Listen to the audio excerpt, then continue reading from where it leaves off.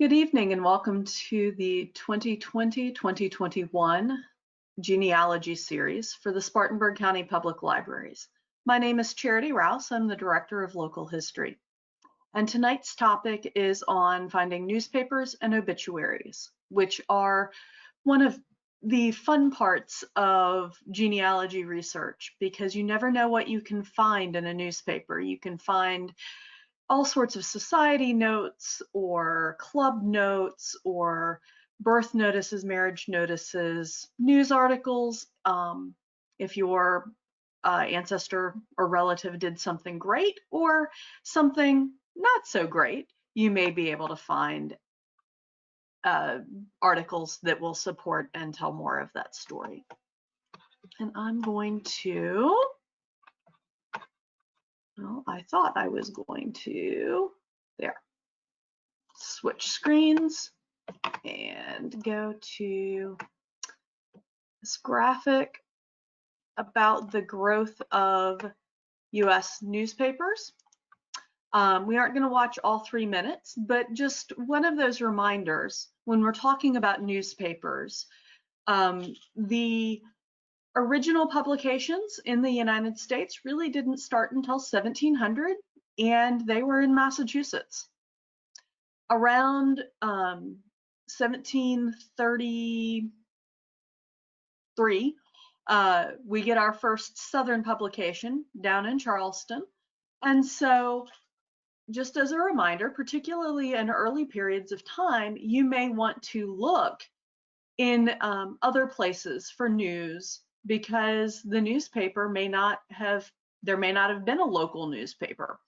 And so if it got into a newspaper in this early period, you may find it elsewhere.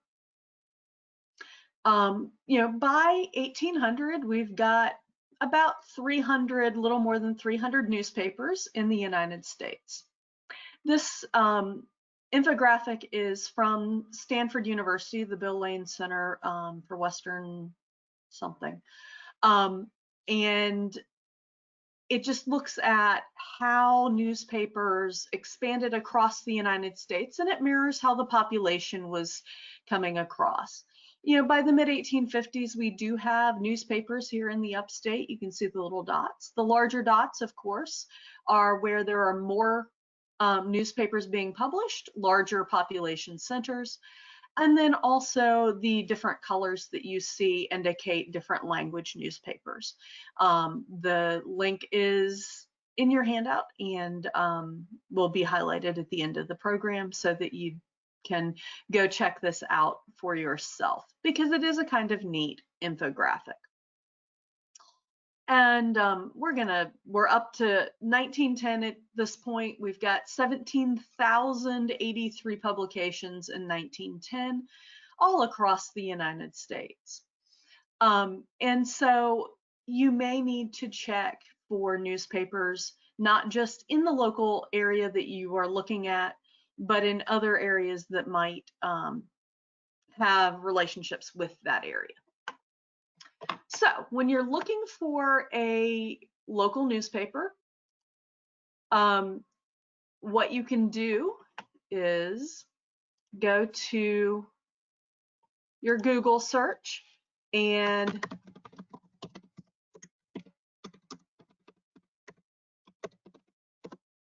you search for Spartanburg, South Carolina newspaper. Now, Google tells us goupstate.com is the Spartanburg Herald Journal's online website. You do get an indication that obituaries are housed in partnership with Legacycom. We'll talk about that in a little bit. They do have a Facebook page, so do check for alternative ways to contact the newspaper.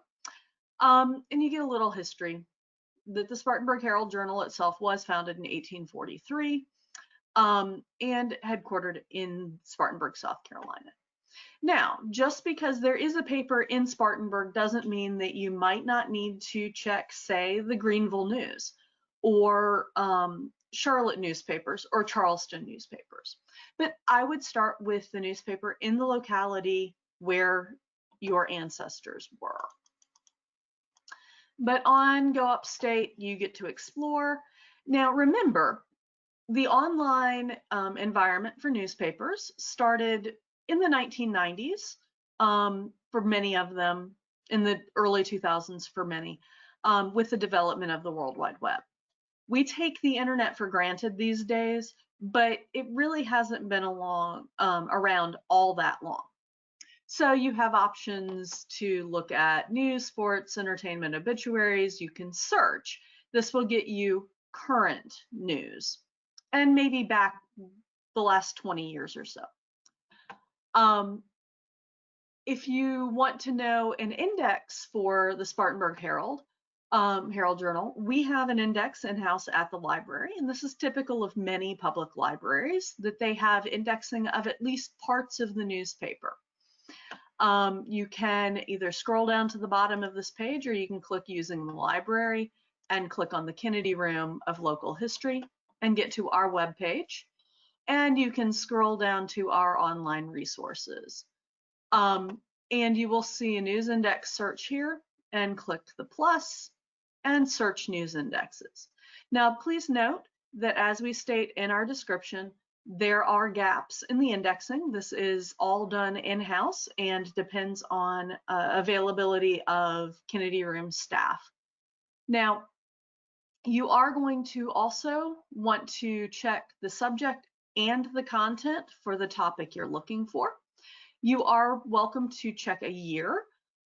Please note that not all years have content because we haven't indexed all of that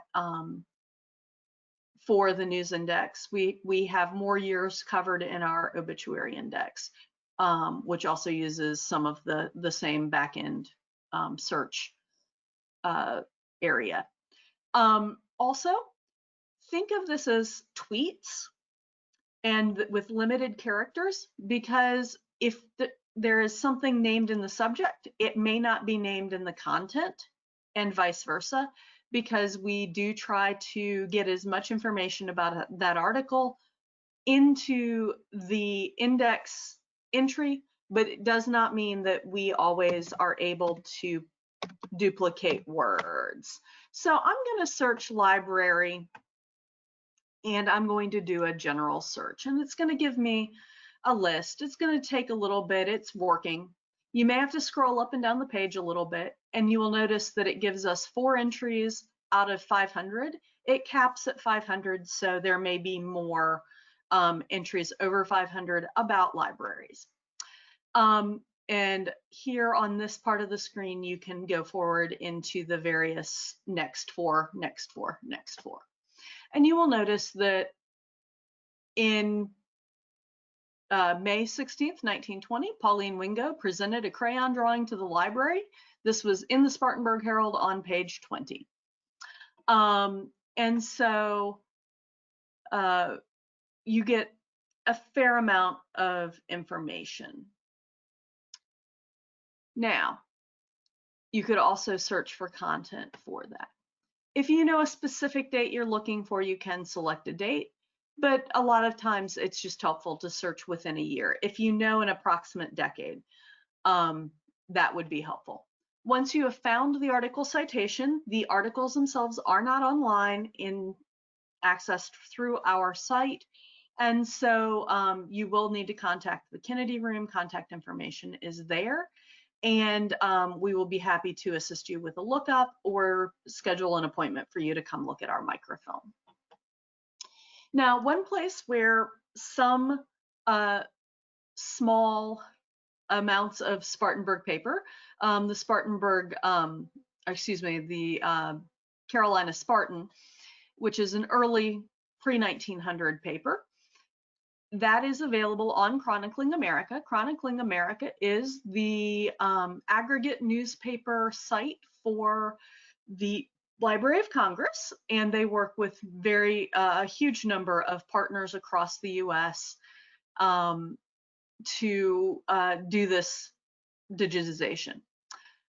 You can search for various states. You can search for various time frames. And then you can enter a search term. So I'm going to leave the states, but I'm going to say, let's do 1884 to 1900. Oops.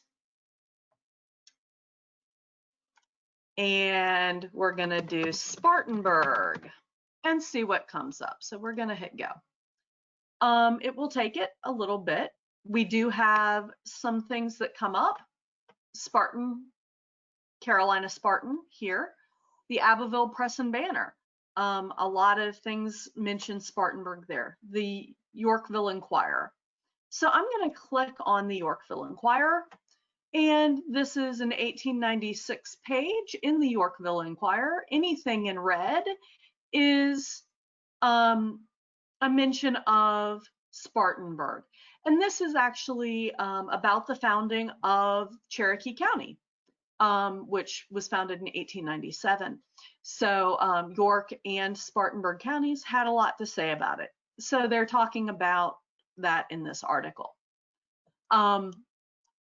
So it's a good search, and it can get you a lot of information. They have newspapers from all over the country.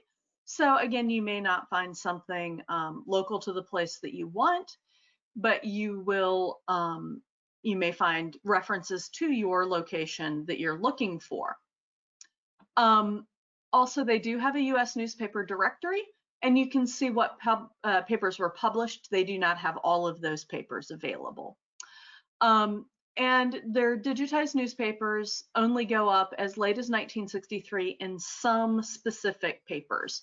Most of the collections they have are pre-1924 because of copyright issues. A website that I have just become familiar with in the last couple of weeks is Elefind. I'm not totally sure how to pronounce it, ELEPHIND.com. And this does a global search. So Library of Congress just searches the US. However, the Elefind has many other countries. So they have Australia, Mexico, New Zealand, Singapore, and the United States. They also have partnered with a variety of organizations. So Brooklyn Public Library, Boston College, and various other sites here, Library of Virginia, different places. So they have different resources, but it does include the Library of Congress. And so that is something to know. Now, if I'm going to search this and search this for my ancestors, one of the things that I'm going to do is I'm going to limit to the United States, because my people have been in the United States since before 1800 to the present, and so we don't necessarily want to search Singapore for someone with the same name. Now, if you know that your family traveled, you might want to find that out. I'm going to search for my name, and we're just gonna see what comes up. And I did limit that to United States. I probably should have limited the years as well, because this may take a minute. Okay, so I got one result. You will notice that the OCR, the optical character recognition that they use, is a little messy. It's not all been cleaned up. So this is an article from the Catholic Northwest Progress of the Washington Digital Newspapers, Washington State. And I'm going to click on that, and we're going to see what the article talks about. Now, this doesn't surprise me, but it may surprise other people. Charity and Rouse are next to each other. That quote that I searched with says, search these two terms together, not just Charity on one part of the page and Rouse on another part of the page. My name, while fairly unique as a name, both words do have other meanings. So charity as in charitable, as in nonprofits, that kind of thing does come up. and Rouse as arouse, wake up.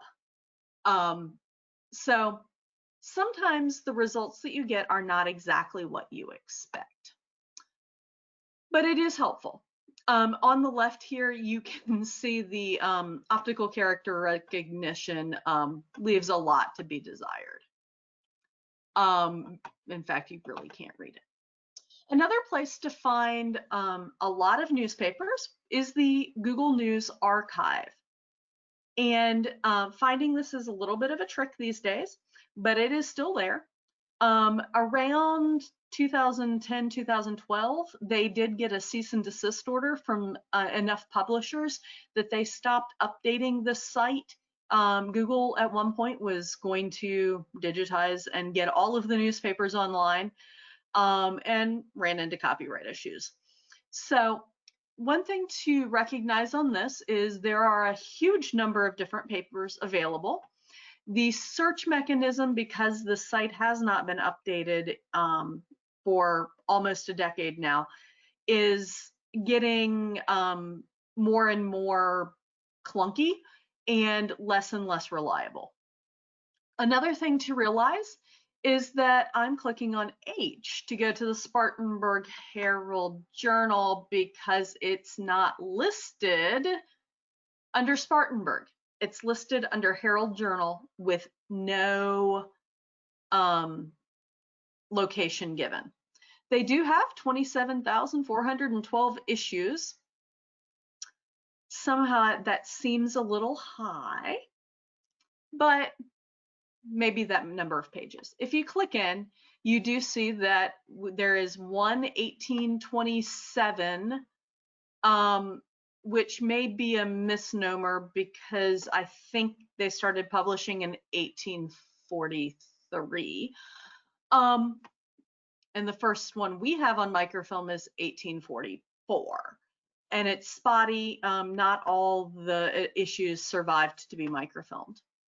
But I'm going to go over here to the 1910s, and they have 2,067 issues, which does also seem a little high for the fact that we have 365 days. But that is a decade. So, and let's click on January 1, 1910 and see what was happening. So this is like looking at our microfilm, and you can scroll in by clicking the little plus there, and scroll across by clicking the paper. And you can see what was happening January 1st, 1910. The Medical Society elects officers, annual meeting, millionaire Trask dies in a car wreck in New York. So you never know what you're going to find while you're looking in the newspaper. You can browse this paper, you can go date by date. If you know an approximate date that you're looking for, you can do that. So it's good to know. You can link to the article, and it will send you a link that you can email to someone to get them to this page. Please note with obituaries, if there is an obituary section, it will get you all of the obituaries and not a specific obituary. So Google News Archive is good for what it has. Sometimes you will have 4 pages or four days worth of paper in one page with the wrong date. So if it's got, 40 or 50 pages on a particular day, you might want to check to see if the next day happens to be in that paper. Okay, another fabulous place to find newspaper resources is the state library. Now, I'm using South Carolina as my example here, but if you live in another state, check with your own state library or state archive. It depends. In Kansas, it's actually the Kansas Historical Society that keeps all of the newspapers rather than the state library. In South Carolina, it's the library that has the larger of the newspaper collections. This is a resource page that talks about newspaper resources at the South Carolina State Library. And you can, if you live in South Carolina, do an online application for a state library card, and they will mail it to you in the mail. I believe you need a state ID or a library driver's license, but the process is on their website here, statelibrary.sc.gov. But they have a couple of newspaper databases, the Newsbank, America's Newspapers database, which we're going to look at in a minute, and a historical Black newspaper collection. They also link to their portion of the Chronicling America, the historical American newspapers at the Library of Congress that we've looked at, and a historical newspapers of South Carolina collection. And then they do reference that they have resources in conjunction with the South Caroliniana Library at USC for newspapers available on microfilm. You may want to check with the smaller library closer to the location where you are looking. They may have a more comprehensive collection, but South Caroliniana also does have quite a few. And we are on Newsbank at the South Carolina State Library subscription. And I'm going to search for my name here and hope we don't get the same error message. Okay. And so in this, you will notice it's not just South Carolina results. This Charity Rouse in Dubuque, Iowa is not me. There are a couple of us around, 3 or 4 if you Google. She is a musician, and so she makes the paper fairly regularly up there in Iowa. And so we're going to look down and see if we have other non-Iowa results. Oh, well, we have Club News for March 4th, 2019 from my hometown of Harrisonburg, Virginia. And this happens to be me, and I'm going to click in on the Club News. Now, this is not a image of the paper. This is a typed transcription of the document. And so sometimes you do have to scroll down through the document to find what you're looking for. This is a chapter report in the Club News for the Massanutten chapter of the National Society of the Daughters of the American Revolution. And it is saying that my application to join was verified, and as of March 5th, 2019, I am a member of this DAR chapter, which is kind of fun. And then I was in the news in 2017, and it does rank things from most current back to oldest. So if you're looking for something much older, either do an advanced search and choose a date range, or know that you may need to come down and go to the last page of results if you want the earliest. And this was me in Topeka. I was speaking on something. That is not me. That's the Dubuque, Iowa Charity Rouse having a child. And these are a couple different obituaries, one in Harrisonburg and one in Roanoke Times for my grandmother a few years ago, where I'll actually look at that through a different location. So this can be a very helpful thing. It is free to you. So if you can get a state library card for your state, it can be very helpful. I have had a library card for the Library of Virginia, which is the State Library of Virginia. And unfortunately, recently they have had to discontinue allowing out-of-state researchers to access their newspaper collections because of subscription restrictions. So another large newspaper database that you may have heard about is Newspaperscom. It is owned by Ancestry.com now, and it is large. One thing that you do need to be aware of is they have two levels of this. So there is a level of Newspapers.com that you can subscribe to, and then there is an additional level that is more expensive that is called Publishers Extra. I don't currently subscribe to Newspapers.com because I have not found them to cover the newspapers that I need.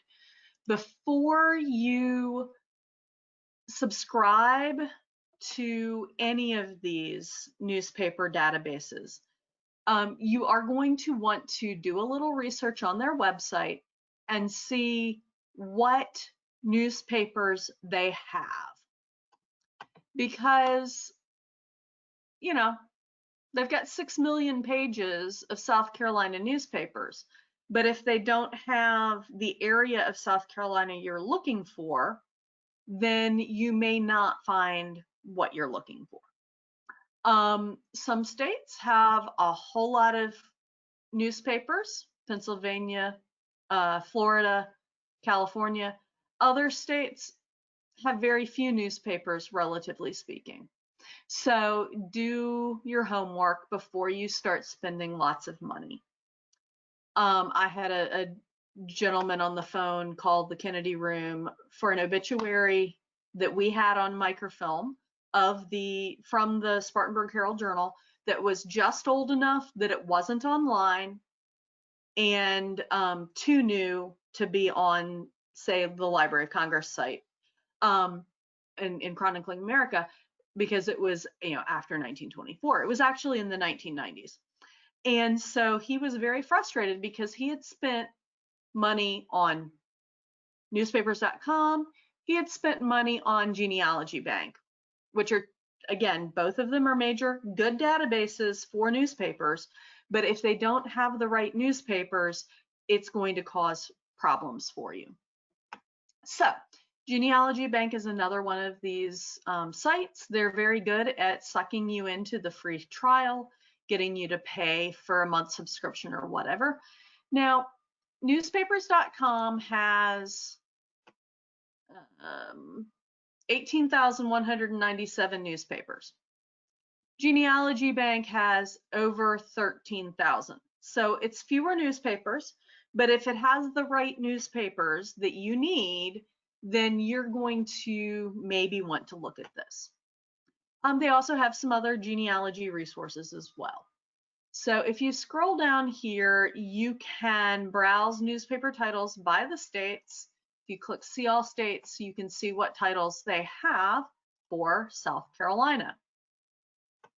South Carolina, they've got a lot of the A cities, and I'm going to type in Spartanburg. And they do have Spartanburg Herald Journal from 1997 to current, Carolina Spartan, 1844 to 1917, and the Spartanburg Journal from 1902 to 1906. So if you need newspapers between 1917 and 1997, this is not going to be the site that's going to be helpful to you. So check the years of coverage. Now, in South Carolina, we do have a lot of obituaries and things that are special to the state of South Carolina. So you may find some resources from some other places that we'll talk about in a minute. Another archive of newspapers and other things that can be helpful is Accessible Archives. They do have, we used to have an institution subscription at the library. We don't anymore. It just wasn't being used enough to justify the cost. And you can get a personal subscription. Now, it's been a while since I actually looked in this, but from what I remember, one of the big things that was helpful is the African American newspapers that they have. So I clicked on collections and I'm highlighting African American. Now you may say some of these newspapers, none of these newspapers are actually in this region. It's one thing to remember, particularly for African Americans, as the African American migration to the north happened around the turn of the 1900s and into the 1920s and 30s, 40s, as people moved north and west for jobs to work in factories and things, you will find significant information in places like Baltimore, Philadelphia, Detroit, referring back to family events or people visiting family in South Carolina. Also, a number of the churches, wherever that church denomination is headquartered, in typically north of the Mason-Dixon line, covers those denominations and churches in the South. So you may find some things in some different places. So I was surprised to find so much in a Detroit newspaper, Baltimore newspaper, etc. But this can be a helpful thing. Now they also have a South Carolina newspapers section. Now this covers 1700s, that early period when we didn't have many papers. And so again, if you're looking for 1950, this is not going to help you. But if you're looking for colonial era newspapers, this is actually a decent source. Now, remember, most of these are also available for free on other sites. Okay, FultonHistory.com is worth mentioning because it is the largest privately run newspaper site, and they have over 47 million newspapers on this site. Fulton Search is an affiliated site that has a better search engine to search all of the newspapers that are on FultonHistory.com. Fulton History started in one man's living room in Fulton, New York, and he was scanning old postcards. And IT guy. And when he retired early, he has dedicated his days, about 10 hours a day, according to a newspaper article I read recently, every day, 7 days a week, to scanning newspapers. It is an immense labor of love, and he does it on his own dime. People do send him donations periodically, and so you can search this way. FultonHistory.com, I will say one of the reasons I was reading about this lately is he had an encryption attack hit him, and is still getting everything restored, but he did have everything backed up. So let's see. Let's do our charity Rouse search and see if anything pops up today. Yeah, no files, no hits, and that's probably just because not everything is back up on the search. But even though it's out of Fulton, New York, it's an extremely good site to find information that you may be interested in. So, as we look specifically at obituaries as a subset of things you can find in newspapers, in some of the newspaper resources, such as Newsbank, sometimes Newsbank doesn't cover obituaries. Sometimes it does. It depends on the paper and how they have it set up. So we're back on the Upstate site for the Spartanburg Herald-Journal. I'm going to click obituaries. And obituaries takes me to a partner website at legacy.com/obituaries/Spartanburg. And you can search relatively recent obituaries. You can search the last week, you can search by name here, and I always recommend do the advanced search because the default is past 30 days. If you're looking for someone who died 5 years ago, you're not going to find them if you're only searching the last 30 days. And you don't know it's only searching the last 30 days when you just do the name search, because it doesn't tell you that until you get to the there are no results. So I am going to search for a Virginia Rouse in Spartanburg. Oops, not in the past 30 days. See, I did it myself. I need all time, and we're gonna search.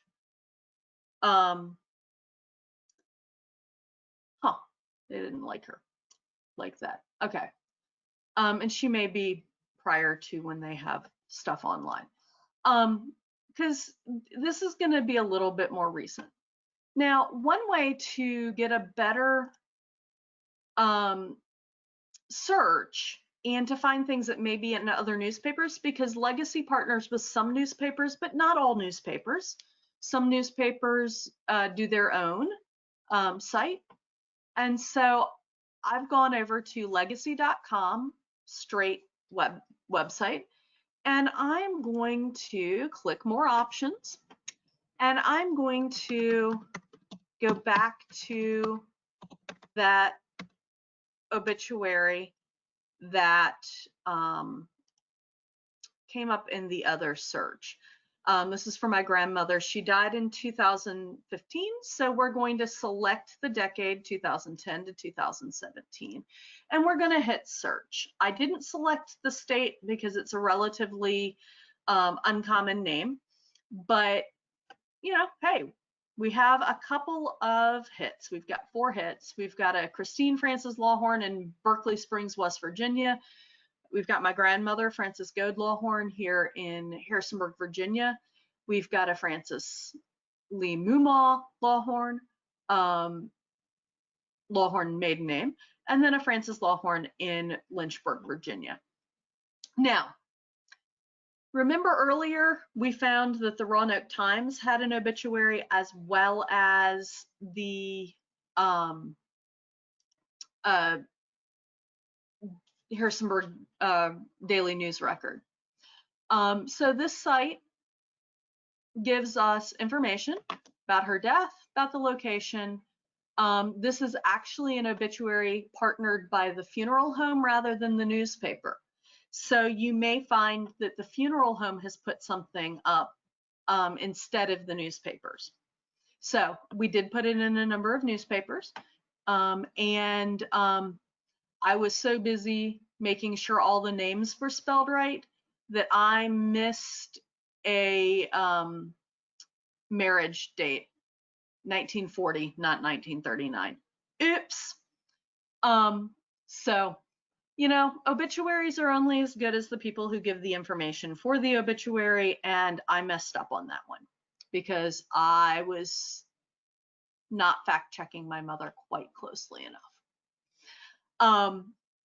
But this can be a very good source. Again, these go back, these are digital age obituaries. So 1990s, mid 1990s is about as early as you're going to find. Typically, maybe 1997, 8, 9 to 2000 when most of this start. So different newspapers and different funeral homes were early adopters and pay the fees and continue to have their information up. Others do not. Some funeral homes, your information is up until just after the service. You may get it up for a month for an obituary. Just because it's online today does not mean it's going to be online tomorrow. So if you find something, take a screenshot, print it, save it as a PDF, capture that information, and save it to your hard drive. Now, for the Spartanburg County Public Libraries and for the Spartanburg Herald Journal, we do have a death and obituary notice search. You can get to it in a couple ways, from our Learning Tools page, as well as from the Kennedy Room page. And again, this, like the News Index, is not complete, but it's a lot more complete. We are currently working on the 1920s and getting those added. So again, you can search with a year if you know the year. You can search with a last name. You can search with a first name. Sometimes you don't know what name that woman died under, but you know a spouse name that might be mentioned, or you know it's an unusual first name. And so you can search for a spouse name, you can search for a first name, or a combination of any of these fields. A general search and a list is going to give you one set of information, and a data table is going to do an exact search and just give us Rouses, 7 Rouses. If we go back up here and search Rouse with a general search, we end up with a lot more. It's taking more time to work. And Rousey, different combinations. Now, within these results in this data table, you can search for Virginia. And that would get us Virginia in any of the places that it appears in this set of results. So there were 412 total entries for the general search. We've got it appearing in the data table, which you can export to Excel or a PDF of the results, and it will pull all of the results that you have visible. And if you don't have it search within the results, you can pull all 412 into Excel and then sort and sift however you want. But this gives us a Virginia Rouse, wife of LeGrand Rouse, in his obituary, and then her obituary here in 2001. And that was the one I was looking up in the Legacy, or in the Herald Journal site, and 2001 apparently is too early for the Herald Journal site. But we also get a Virginia Gardner Sprouse, wife of Bobby Jean Sprouse, and then a Virginia Sprouse, alternative name of Florian Robbins, not sure. So in this, you will see there are location, spouse, source, Spartanburg Herald, Spartanburg Herald Journal, the date the paper, the obituary was in the paper, the page it was on. If there were additional dates and pages, sometimes those show up, depends on who is indexing in what time period, and whether there was additional information in that. It's always a safe bet to check a day or two before or after, depending on when they died, just to make sure there isn't a partial listing and then another entry that says arrangements are, and the service dates and that kind of thing. If arrangements are pending, do check for more information. You can also check for corrections, because we had time issues. They published the wrong date, the wrong time of day for my grandfather's service, and half the people didn't catch it and showed up at the wrong time for the service. It was, yeah. It happens. The funeral home, or the church was available, the funeral home was available, and the cemetery couldn't get us in until an hour later or an hour before or something. So anyway, the gender, race, and death info are in one of the collections, which is, I'm going to unsearch by results, and this tells us, in the City Deaths Index. So when we put this particular database together, we combined a bunch of smaller indexes. So there are fields that are not going to be used in some of the information. So gender, race, death info comes from that one collection rather than every collection. So just things that are good to know. Other libraries are going to have slightly different ways that they index things. This is the Walker Local and Family History Center at the Richland County Public Library System in Columbia. And they also index their obituaries. It is now in a local history and obituary index, but this is part of their library catalog. It's a separate section. The library in Topeka did it this way as well. And so if I search for John James Rouse, okay, I probably need to do Rouse, comma, John James, oops, if I could type.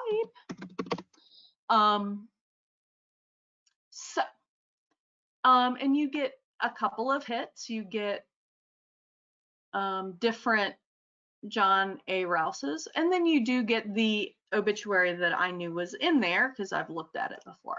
If you click on John James Rouse, it is in the state newspaper, February 18th, 1918, page 2, column 2, and the location is Latta.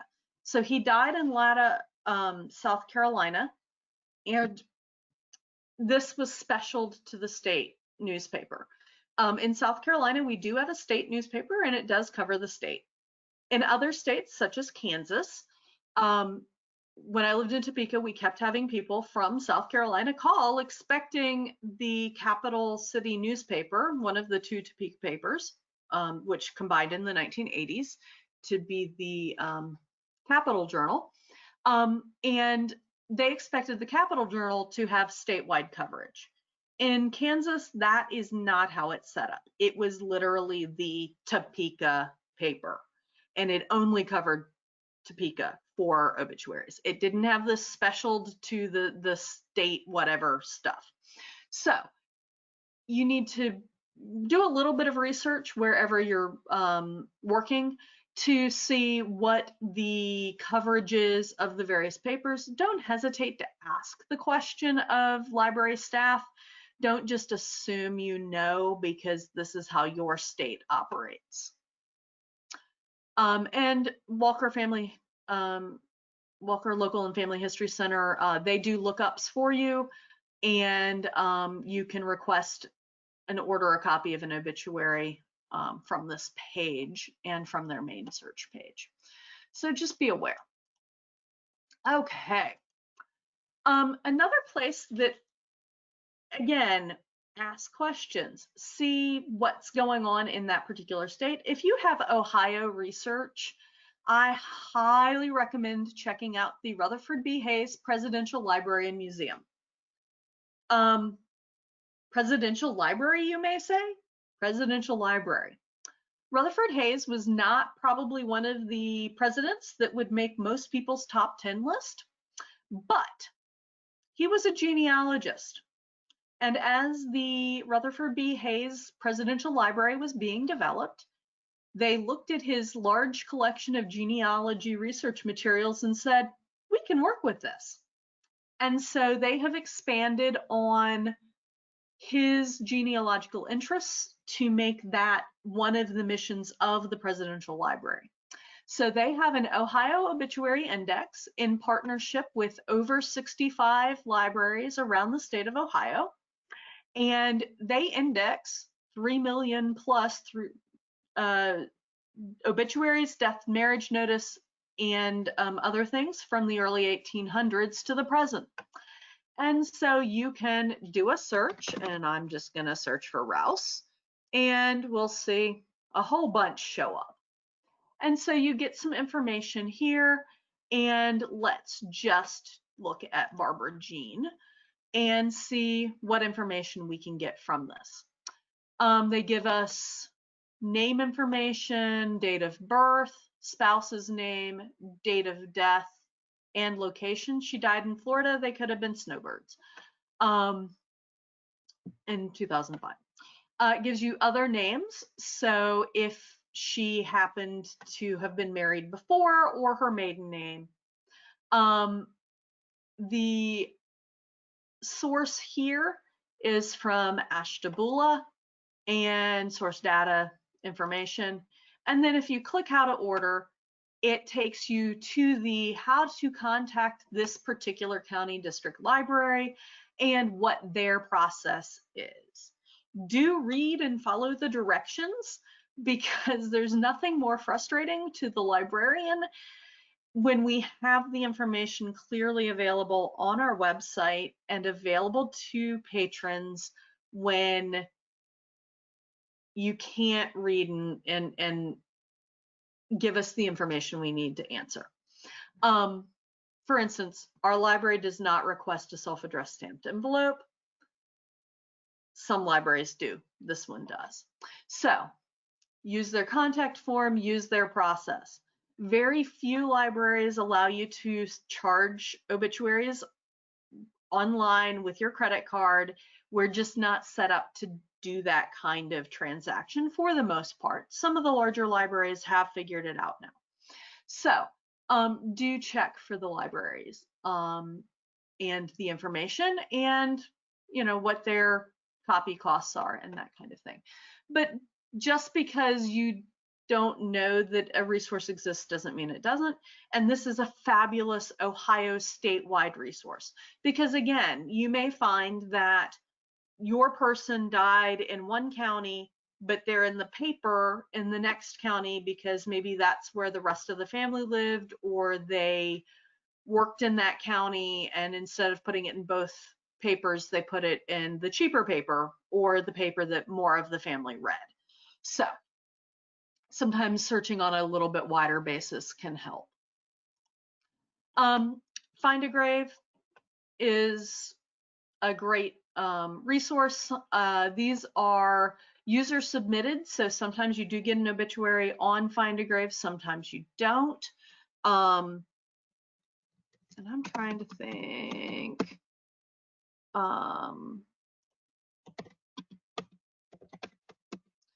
And I'm going to do I can't type today.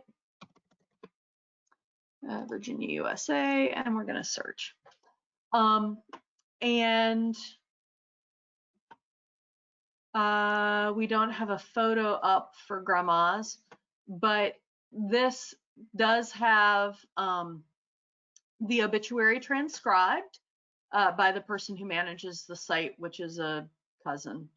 And they do note that, yeah, the marriage date was a year wrong. So, and I have thanked them for that. So you may find information there. Another site similar to Find a Grave is BillionGraves. So it is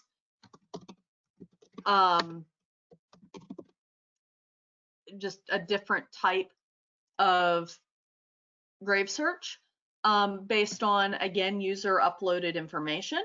And typically they're going to give you, they're trying to get into more of the genealogy sites, and I am not seeing the one that I am supposed to be seeing. So we're going to narrow it down to South Carolina because I found her yesterday on this. So I'm going to refine the search. There she is.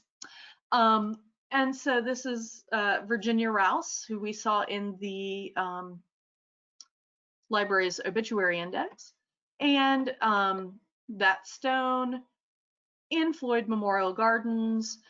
BillionGraves really tries to do a GPS locator off of people's cell phones. It's not as accurate as you would think.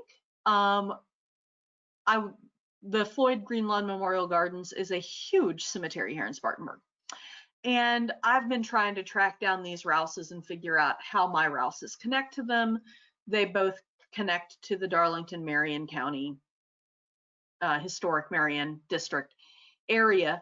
And I just can't connect it. And Rouse is not the world's most popular surname. It is not Johnson.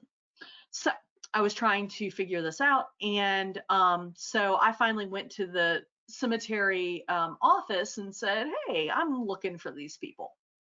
So they gave me a map. They told me which section of the cemetery it was. They circled a spot in that section and said, here's where they are. Okay. Yeah, they aren't there. They're in that section. So I was like, okay, BillionGraves, maybe BillionGraves or Find a Grave will tell me. BillionGraves has her, not him. And yeah, BillionGraves told me the same section, but on the opposite side of the section. So one has me all the way at one side of the section, one has me at the other side of the section in about the same row, about a third of the way down the cemetery section. And I finally, second time I visited, walked every row in that section, looked at every stone, and they're at the very top of the section in about the third row. Instead of on about the 11th row, they're on the third row. So both places that told me where to find it were off by a bit. Not horribly, but enough that it was frustrating. So something to know about. So, you know, take what you find on these sites as user submitted information and verify what you can. Ancestry Library Edition does have some obituaries, mostly ones that have been uploaded by people to their trees. They will show up as photo hints for the most part. But you can also currently access Ancestry Library Edition from home with your library card. And just make sure you click the from home. And once you log in with your library card, right now they're really pushing their Newspaperscom, because remember when we talked about that earlier, Newspaperscom is owned by Ancestry. They are doing a major push. They've got all of these Newspaperscom obituaries showing up in people's hint lists in their trees. The problem is that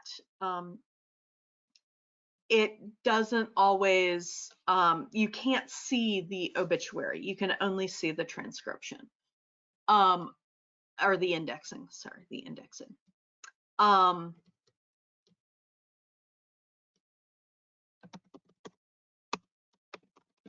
We're going to try John Rouse and just see who pops up. Plenty to choose from. Paducah, Kentucky, Cincinnati, Ohio, Newport News, etc. None are actually my John Rouse, which is fine. So I'm going to pick John Robert Rouse here, no relation, but it gives us some information.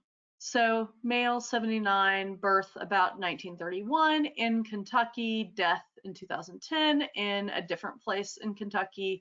They may be close together. I don't know my Kentucky geography very well. The obituary was actually out of a Cincinnati, Ohio newspaper.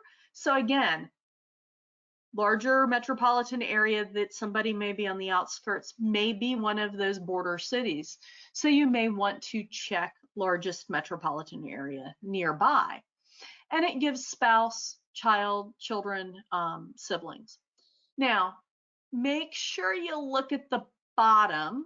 They give you the disclaimer that they used optical character recognition, OCR, to create text from the images, and there may be errors. Some of them, there are significant errors in that you can't even read the name correctly because it's so badly mangled. But take a look at this. It tells us the source of this information is the Cincinnati Enquirer on 7 April 2010, publication place, Cincinnati, Ohio. Now they give you the link to, if you have a newspapers.com subscription or Publishers Extra subscription, you can go look at this. Well, without spending that money, you may be able to take this citation information, find that local library, and maybe for $5 instead of $50, get that obituary. So some of it also depends on how many obituaries you are going to be asking for from a location. Sometimes it is more cost efficient to do the subscription. And so look for the source when you're working in Ancestry. FamilySearch.org is another place that has. Now, these are going to be mostly books that someone has transcribed or indexed obituaries into. And so let's see. Let's look at Washington County, Tennessee, and see what this is. These are abstracts from the Herald Tribune. It's a book, and this is not online. So you may have to contact someone who can go to the library in Salt Lake and look at that. I forgot to show you the handy trick. I did a keyword search in the catalog at Family Search for obituary, and this got me these 12,000 results, 12,331 results. But that's with any availability. If I click online availability and update, that reduces to 5,000 results, but all of these are online. Now, some of these may be online from a partner library or at a family history center. Some of them may be from other resources. So let's look at Kaysville, Utah. So for different years, there are different digital items. So there may be different volumes of this. And I clicked the see this, and you can see this particular book. And it says, okay, you can see this much, but you have to go to a partner library. Well, we are a partner library at our library. And so come ask us and we should be able to help.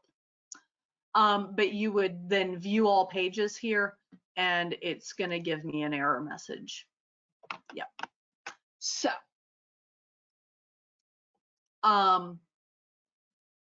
those are an overview of the newspaper and obituary resources available. And this is the handout, and I'm going to scroll down through here kind of slowly while I finish up so that you can see the various links. And again, this document will be linked in the description of the YouTube video when we get the video loaded. And there are a couple things on here that we didn't actually look at. The Illinois Digital Newspaper Collections, it's another good state run by a large university. So it's an example of something to look for. Newspaper Map is a global map that talks about what newspapers are available around the world. WorldCat is a worldwide catalog, and it can help you identify if a library has microfilm. Not all microfilm is cataloged, and so you will want to contact your local libraries or the local library in the place where you're researching to see what they have available, because they may be able to tell you, oh, well, that's online at, name the database. Remember, the online stuff is either going to be pre-1924 or 1995 or later, typically. And so you may need to do some contacting again of local libraries along the way. And check the local library indexes and see what you can find. Happy researching, and thank you for joining us for our genealogy series. See you again next month. Have a great night.